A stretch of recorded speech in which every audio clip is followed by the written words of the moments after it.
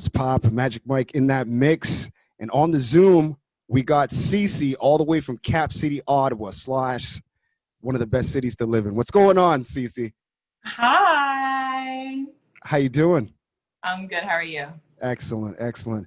So we're here now. We're, on the Magic Hour here, and it's I'm delightful to have you on. I'm so happy that I'm here. It's a pleasure to have this interview with you, Mike. I'm really excited, and I just can't wait to talk and just talk a little bit about some of the things that I've been doing. Excellent. So have you been in the Ottawa area for most of your life, or? No, I'm actually originally from Brampton, Ontario. I actually moved to Ottawa in 2014. I came here for school when I was 18 years old. I went to Carleton. I graduated just last year, and I just never ended up leaving. So yeah, I'm still here. So what made you want to stay here in Ottawa? There's got to be something that attracted you here that makes you want to stay.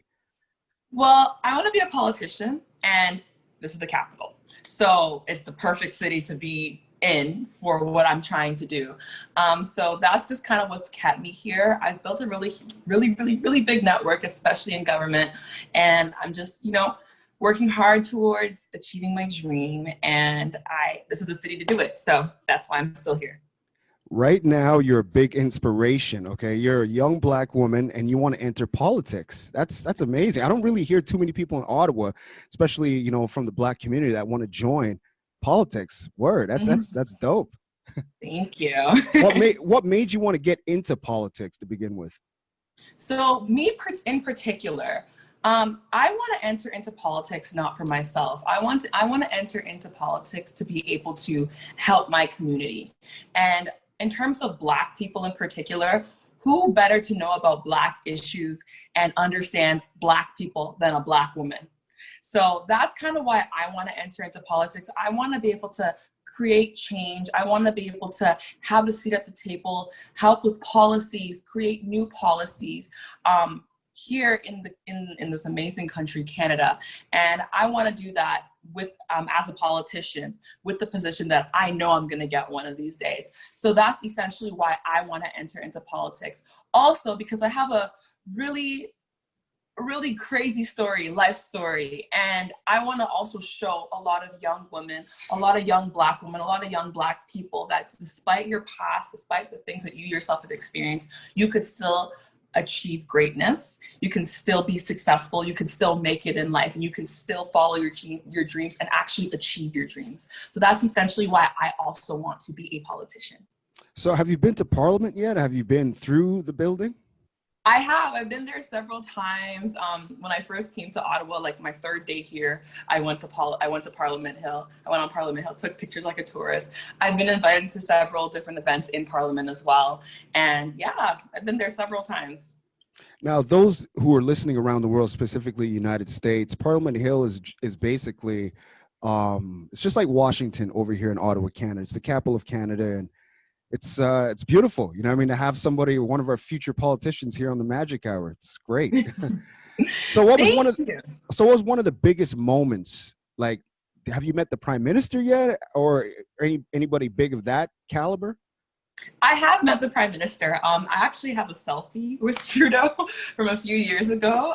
Trudeau likes to take selfies wherever he goes, with especially a lot of young people. So I have a selfie with him. I have been to several events with him.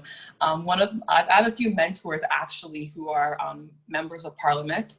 So yeah, I've interned for a member of Parliament already. Yeah, I know a lot of people in that space, and I'm really grateful for that. This right here is probably one of my biggest shows. I should have been a little bit more prepared for it. You know what I mean? So, so you graduated from Carleton U. Now, how was it? How was your upbringing now out in Brampton? My upbringing, so I grew up in a middle-class neighborhood in Brampton. Growing up, I went to school in a decent neighborhood, suburban. It was nice in terms of like my environment. Family-wise was not the best, but in terms of my actual environment, it was good. I went to school with a lot of white people, for lack of better words. But when I moved, when I was 13 years old, everything just kind of changed, and I met a lot of Black people in my life. Being in that environment just kind of like helped me kind of get in touch with my culture in a sense. I'm Nigerian. I was around a lot of Jamaicans, a lot of Nigerians, different types of Black ethnicities and different types of Black cultures. So that was really, really nice. I went to high school with a lot of Black people, also in a middle class neighborhood. However, the thing about my particular high school is, despite us being in a middle class neighborhood, a lot of the kids came from a lot of lower income families. They moved into the suburbs, and things were a little bit shaky in terms of, I have a lot of friends who also didn't grow up in like the best neighborhood and the best environment, crime, different things. Moving out of Brampton, I've seen a lot of friends who've actually gone to jail and stuff like that, which is really unfortunate. But then I moved to Ottawa. I won't get too much into depth about like my own particular like experiences, because why I'm saying that, because one day I'm going to write a book and I'm going to kind of like reveal it there. So that's essentially my like general upbringing. So yeah. Okay, so you got this organization, you got this wonderful organization. It's called the Black Global Organization. Now, tell us a little bit about this organization you got here. So Impact Black Global is the organization that a team and I have begun. It originated from so in Ottawa, there was a protest, the Black Lives Matter protest held by No Peace Until Justice. There was a protest that was here, and I kind of started a campaign that went viral. So my part in the protest was that I simply just kind of like decided, you know what, I want to contribute some snacks and some water to protesters. I'm just going to raise some money, hand out a few water bottles and whatnot, and then be on my way. My campaign with that had an original goal of $1,500. Exploded in 4 days, and I raised over $9,000 in a matter of 4 days, which was amazing. I put together a team of over 75 people. All of this happened in 4 days. A team of over 75 people. We distributed over 3,000 water bottles, 2,000 juice boxes, 2,000 snacks. We were able to donate some of the leftover stuff to Boys and Girls Club of Ottawa and Carling Family Shelter, a family shelter here in the city of Ottawa. And then the remaining funds, because I had a surplus of money, I donated to Britannia Woods Community House, which is a community house here in the city of Ottawa that services a lot of youth in that particular community in the west side of Ottawa. So where Impact Black Global started was from there, and then I just kind of birthed an organization. So the purpose of our organization is that we actually want to build the bridge between the Black youth of the city and the wider Black community. So namely, the Black youth of the city and like the older Black generations, in terms of those who are already in their career, doing what they are currently doing, who have lots of experience in what they're doing. And we want to kind of build that bridge, because there is a generational gap that I find where like the younger ones don't really understand the older ones, and vice versa. The older ones don't really understand the younger ones. So we're essentially marrying them and building that bridge so that everybody can relate with each other. The older Black generation can now mentor and help the younger Black generation. And we're going to do that in a number of ways. And we also want to build the bridge between the Black community organizations here in the city of Ottawa, starting here in the city of Ottawa. It's going to eventually branch out, but starting here in the city of Ottawa, build the bridge between the Black community organizations, just to so that everybody is essentially working together, recognizing other people outside of their own particular community. Because I also found that there's somewhat of a disconnect. I found that during the protest, there was somewhat of a disconnect. Everybody was kind of in their own bubble. We just kind of want to build that bridge and use our platform to build that bridge between the community, the different community organizations, because in my opinion, there's strength in numbers, there's power in numbers. And yeah, that's essentially what we're looking to do. That's a wonderful plan right there. And another thing too is, you know about the gun violence that's happening in Toronto, and there's some violence here in Ottawa. How can we curb the gun violence within the Black community, or just in the streets in general? Like, how's your approach on that? So I also worked at the Boys and Girls Club of Ottawa here for 5 years. And one of the things that I found was that the less children were, and the less the youth, not just children, but the youth were actively doing something, the more bored they became. From there, they also began to dabble into things that like violent acts, selling drugs, different things, just to kind of occupy their time. One of the ways that we can combat that violent nature, that violence, is to get them actively involved, get them to feel as though that they're actually contributing to something and something good. Oh, you know what I mean? That's wonderful what you want to do and try to curb the gun violence, you know what I mean? So is there anything else that you wanted to get yourself involved in besides politics?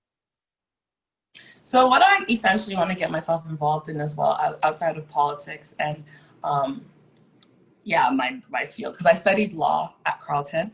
I also sing, so I actually kind of do that on the side too.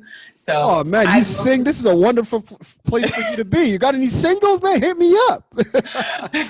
When my singles come out, I'm actually like in the process of recording something with someone that I do music with. I've done shows, I've done all that. Yeah, so that's essentially what I'm also going to be doing on the side. I've kind of like, I haven't done too much over the last few months, obviously due to quarantine and COVID.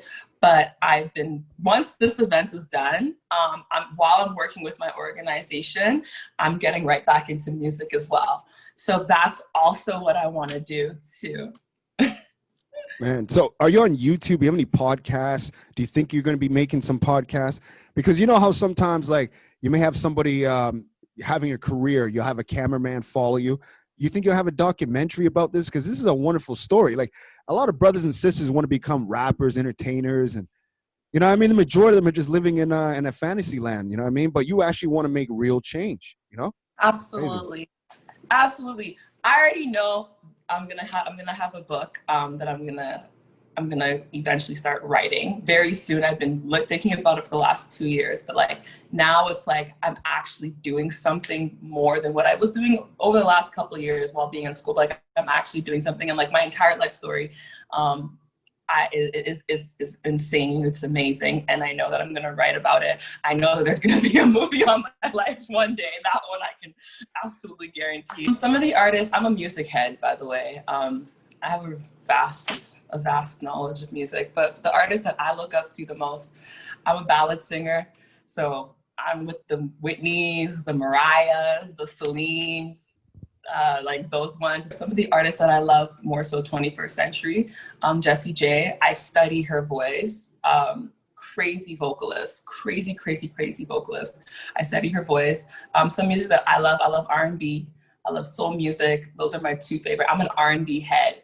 I love R&B music, particularly 90s, early 2000s. So what do you want to hear? Do you want to hear some Jodeci fiending? Like, tell me what you want to hear, man. And for those of you watching on YouTube, I had to change my screen, right? Because we're having a little technical difficulty. So I'm just going to put my profile picture up. There you go. So, you know what I mean? Obviously, you like Jodeci, you know what I mean? But I love Jodeci. My favorite's Boyz II Men, though. Boyz II Men, like, those guys, favorite artists, musicians, anything of all time. Those are my favorite. Do you remember that whole wave with Boyz II Men, Belle Biv DeVoe, right? And there was another bad creation. I don't know if you remember that, but there was this whole New Jack Swing. There was a New Jack Swing era, and you had a bunch of artists coming out of Boston, right? But for some reason, Boyz II Men really stood out. You know what I mean? Like beautiful voices. They got a great look. And if they would have come out today with a single, I'm pretty sure it would sell, you know? Oh, they do. They still do. They've actually still come out with a few albums. Oh, I know. But right now at this time, like we need some healing in the world. You know what I mean? Absolutely. So. Absolutely. Yeah, no, 100%. One of the things that I love so much about Boyz II Men, especially, is that they stayed true to what they're really known for, their harmonies and their vocals, but they've known how to adjust to the times. They'll still stay true to like their original sound from like their End of the Road days, their On Bended Knee days, but then they also will come out with stuff that will also speak to the current generation in itself, like in that very moment. That's why I love them. Like they have something all the way back from Motown Philly, back during the New Jack Swing era, to some of their present stuff that they've recently released too. So like, I love them so much. I just love them. Who knows, you know what I mean? They may see this interview and be like, you know what, I like that sister, man. She's very intelligent. Let's hit her up, you know? We could do her campaign song. If you're Wanye, Sean, So Nathan. are you thinking about running for prime minister one day? One day, I've been calling myself the future prime minister of this country. And I've been speaking it, and until it happens, I'll keep speaking it. So absolutely. Is there anything you really like, just one thing you'd like to change in this country? You know, so One far thing that we got a beautiful country compared to a lot what's going on right now. Big ups to everybody right now that's tuned in worldwide. There's a lot going on with the COVID-19 and Black Lives Matter and everything else. But how would you handle things here in this country? in terms of the present times right now, That's correct. how I personally would handle things presently right now is With the whole Black Lives Matter and the whole COVID situation. one of the things in particular about Black Lives Matter is one of the things that I found, what I'm about to say might be a little bit controversial. One of the things that I found was that, especially like, because I've been involved in the Black community even prior to the Black Lives Matter stuff, one of the things that I found is that Black Lives Matter has become a trend. And any like movement like this oftentimes becomes a trend. But the thing that people need to understand, and one of the things as a leader that I would stress the importance of is we have to look at this as something beyond a trend. This is people's daily lives. People are living this life every single day. People are being oppressed continuously every single day. So that's something that I would definitely stress. Let's not look at this as a trend. We have to look at inherent change. One of the things that we have to inherently change is systematically. With systematic change, we have to do a better job at diversifying the people in certain places in positions of power. So for example, people on a board of an organization or a board of a business, they shouldn't all look the same. They shouldn't all be a middle-aged white man. There shouldn't be 5 middle-aged white men at the table making decisions for everybody underneath him. We need to be able to have different representations of different cultures and different backgrounds and different and genders, all of that. We need to be able to have a diverse board. And that's one of the things that I really, really, really, really, really want to do. That's why I want to be a politician. I'm going to be one of those people to help diversify places. Even with my organization, Impact Black Global, we're helping the youth get to these places and positions of power to also help diversify workplaces, diversify different occupations and fields.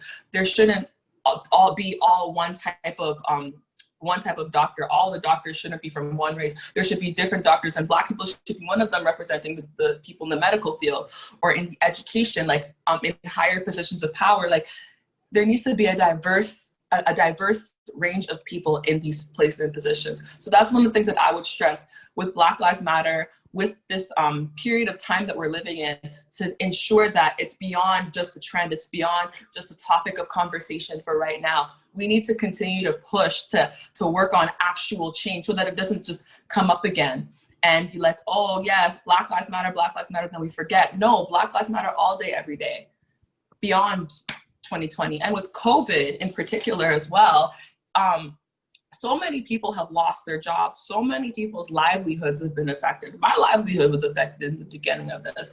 I'm very grateful for CERB and stuff like that. So many people have been able to take advantage of that. But one of the things that I find is that a lot of things weren't planned. Obviously, nobody knew this was going to happen. Nobody knew that things were going to be shut down so quickly. But one of the things that I've been seeing is that one of the things that I've been seeing, and one of the things that I can learn from this, is the importance of having a plan and the importance of saving for a rainy day. And that's the thing about the Canadian government. I really hope that they take this period of time as a learning lesson to ensure that if another pandemic were to hit or another emergency were to hit, that we're better prepared for these things.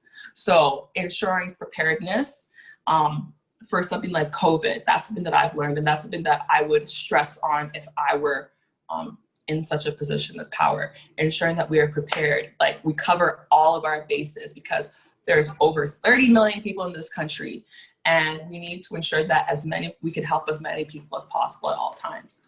So yeah. And everybody should be helped the same way, you know what I mean? Not depending on race. Exactly. You know, just because somebody's Black, it's like, let's put them in the back room. Let's put them in room C. You know what I mean? Meanwhile, room A is where you're supposed to be. You know what I mean? Exactly. So you want to hear Boys to Men. You know what I mean? What track from Boys to Men? Motown Philly? Well, my favorite track is On Bended Knee, but I love Motown Philly, their first single. You know what? We should just give them both, Motown Philly and Bended Knee. Yes. Give you now. I know they want to know what your social media and because they want to hear these type of speeches. So, what's your social media? Facebook, Instagram? What do you got? So we got Facebook and we have Instagram. So on our Facebook, you can find us at Impact Black Global. And on our Instagram, it's the same thing, at Impact Black Global. You'll see me, you'll see the rest of my team. We're having an event here in the city of Ottawa on September 7th, our official launch party of our organization. We have so many great speakers and we have so many great performers. We have food because, you know, I'm Black. At the end of the day, I'm Black and I like food. I like to eat and I like good food to eat. We have food. We're having a barbecue. It's been fully approved by the city of Ottawa. We have their full support. Tickets are limited. So if you're in the city of Ottawa on September 7th at Mooney's Bay, 3 p.m., definitely come by, purchase your ticket on our Eventbrite. All of that's on our Instagram and our Facebook page. And yeah, you'll stay tuned. There's so many things that we have planned.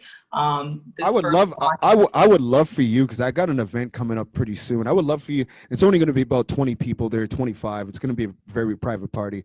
And I would love for you to come and speak. You know what I'm saying? Absolutely. And it's going to be nothing but, you know, people there that have a lot to do with the city. You know what I mean? And trust me, it's going to be a lot of tables, a couple tables I'm renting out. And like I said, maximum 25 people, everybody spread apart. You know what I mean? There's no dancing and none of that. Everybody sits there. We got music playing, have a couple drinks. And I think we're going to have the widescreen that night too. So we'll figure it out. You know, I'd love for you to be there, you know, to have a speech or something, you know? Absolutely. I definitely would love to be there. It's going to be lots of fun. I have so many great things to say. And one of the things about me and speaking, when I do speak, a lot of the words that I say, they come from a place of one, experience, and two, being the fact that I've been able to live this long and come this far. I'm so grateful, and I want to be able to share that with people. And another thing about me as well is that the life that I live, I always said that if all the struggle that I've been through in this life was to be able to help somebody else, then it was all worth it. Even though it was hard, life was not easy. My personal life was not easy. I faced abuse. Almost died so many different times. I faced like just so many different things. As long as you spark that flame in one person, they make the change. Like Tupac said, you know, it's all that matters. Right now, you're probably sparking the flame, just this whole interview, or even just like when you're on your social media, you know what I mean? You guarantee you already sparked the flame. Exactly. And so, you know what, if that's what I've been on this earth to be able to do to help somebody, because that's what I feel like I'm here on this earth to do, to help people, then I've done what I'm supposed to do. So, yeah. Another thing too, I've been asking people, because of the COVID, you want to stay healthy. Like, you know, what are you eating? Like, what's your favorite meals you like to cook? And, you know, what are you going to eat tonight? I'm a pescatarian. I don't eat meat anymore. I eat a lot of seafood. And so tonight, a lot of curried shrimp. A lot of curry shrimp. Just last night I had jerk salmon. Yeah, I had jerk salmon. It was really good. I had a lemon garlic shrimp with a side of roasted potatoes, and I felt like eating a little bit of rice, so I made rice and vegetables as well. But what I'm probably gonna eat tonight, I'm probably gonna make a honey garlic tilapia. I don't know what I'm gonna have on the side with it. Either that, or I'm gonna make steamed mussels with like a creamy white wine sauce and some pasta or something. I don't know yet. One of the two. I was thinking about one of the two. Literally right before this interview, I'm like, what am I gonna eat? But yeah. Well, you know, SiSi, again, I want to thank you so much for coming on. Is there anything else that you wanted to tell the people listening right now, the whole world? So one thing that I want to advise everybody, and I want to encourage everybody to do, is despite your life, despite things that you've experienced, despite everything that you've ever been through, understand that the fact that you're still alive today, the fact that you were able to overcome that, everything, your whole past, that means that you're on this earth for a reason.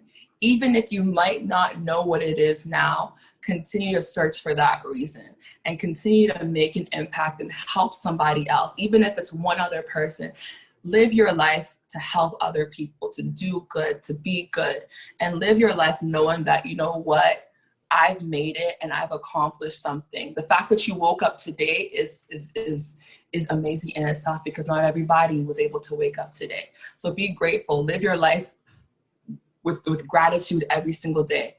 And my heart goes out to Chadwick Boseman. You know, the man, he played such a great role in Black Panther, and yeah, man, it was such a shock. It's been 2 days now, and I just, you know what I mean? Like, I just can't comprehend it still. And I'm usually not, you know, I'm really not the type of person, when I hear an actor, they pass away, I'm like, okay, that's sad to hear. But this one here kind of really hit different, you know?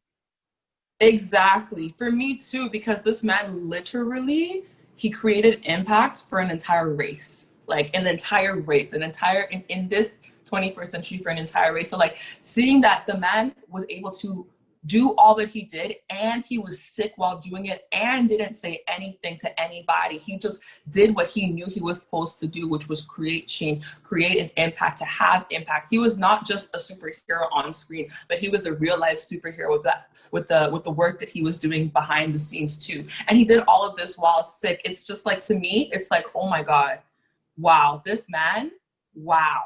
You know, wow. he gives us all strength. Like, if you got to get up in the morning, or you got to go do something, and you're in pain, but yet you got to do it, it's best that you go and do it, because in the end, it's all going to pay off. You know, no pain, no gain. You know, exactly. So it's rest in peace to him. Like, I was so, like, I couldn't believe it. Like, I was shocked even till now. Like, thinking about it, like processing it, it's like, what? And then at the start of the year, you had Kobe Bryant, and just seems like we're getting bad news after bad news, you know? Exactly. The Kobe one hit me. That one, I cried. I cried for that one. Especially that short film he won an Oscar for, you know? Dear Mm-hmm. Basketball. Wow, broke my heart, you know? That was, wow. You know what? We're making people put people in that mode now, eh? Well, you know, SiSi, you definitely got to come back on again. And I know for a fact, I guarantee you keep doing what you're doing. One of these days, later in the future, it could be sooner. You never know, right? I'm going to turn on, I was going to say TV, but turn on the YouTube or turn my social media, and I'm going to see, you know, SiSi running for prime minister or vice prime minister or something. You know, I mean, I could see that, you know?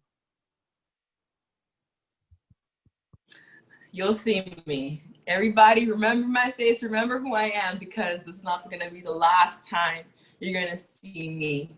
I promise you all that. And thank you, Mike, for believing in me and believing in what it is that the team and I are doing. We're working so hard. Actually, right after this interview, before I eat, I'm actually going to go just let everybody know about some of the things that we're going to be doing. I'm going to be doing flyer handouts and stuff. So we're working literally night and day, because we just want to create impact and impact the Black people and impact the world, not just Black people, but create impact in this world. So that's what it is that we're doing. So, yeah. And one last thing, we'll go off on this. We want the world to look at Black people as strong people, because we are strong people. You know what I mean? We're very strong. Regardless of what we've been through, we're still here. We're still going forward. You know what I'm saying? And you know, like, we're just going to keep going forward, and that's how it's going to go.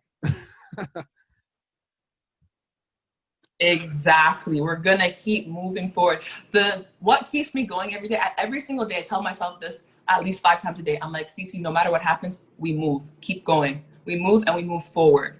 Literally right before I came onto this interview, I looked at myself in the mirror, I said, SiSi, we move and we move forward. And I came and sat down. Of course. Well, SiSi, it's a pleasure to have you on. I really never had anybody on who's taken a picture, who's even working with the Prime Minister. This is a big one. This is one for the history books right here. Right here. Right here. And direct. All right, SiSi. So again, you want to hear Boys to Men? What are the 2 tracks again? I'm getting old. I'm starting to forget things, man. I want to hear Motown Philly, and I want to hear On Bended Knee. You hear that? Motown Philly, On Bended Knee by Boys to Men, right here on the Magic Hour. Thanks again so much, SiSi. Thank you. In that mix. Blah!